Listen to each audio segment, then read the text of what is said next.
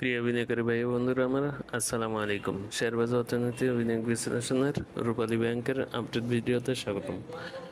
গতকালকে আমি বলেছিলাম যে রূপালী ব্যাংক কোন পজিশনে আছে এবং কেমন হতে পারে। গতকালকে 8,45,000 ভলিউম নিয়ে 40 পয়সা পজিটিভ রেখে দিন শেষ করেছিল।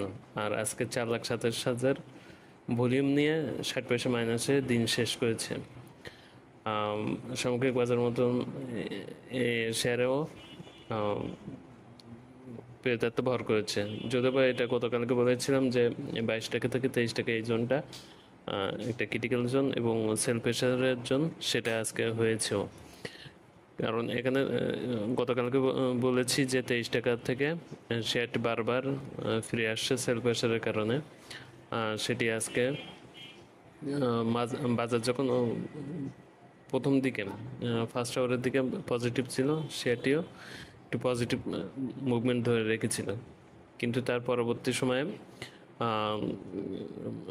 বাড়ে কমে এভাবে করতে করতে শেয়ারটি এক পর্যায়ে 60 পয়সা মাইনাস হয়ে দিন শেষ করেছে।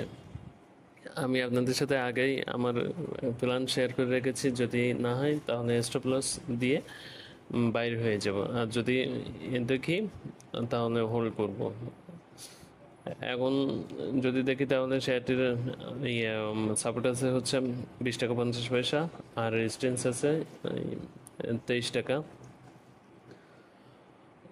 20 টাকা 50 পয়সা এখান থেকে যদি সাপোর্ট না নেয় তাহলে সেটি অনেক নিচে আসার সম্ভাবনা আছে। সেটা হতে পারে 19 টাকা 50 পয়সা। আর যদি ভলিউম নিয়ে 23 টাকা উপরে যেতে পারে তাহলে সেটি ভালো হওয়ার সম্ভাবনা আছে। এটা আমার একান্ত ব্যক্তিগত ট্রেডিং প্ল্যান, সেটাই প্ল্যাটফর্মে শেয়ার করা। আর সবাই সবার অবস্থান থেকে সিদ্ধান্ত নেবেন। ধন্যবাদ। আসসালামু আলাইকুম।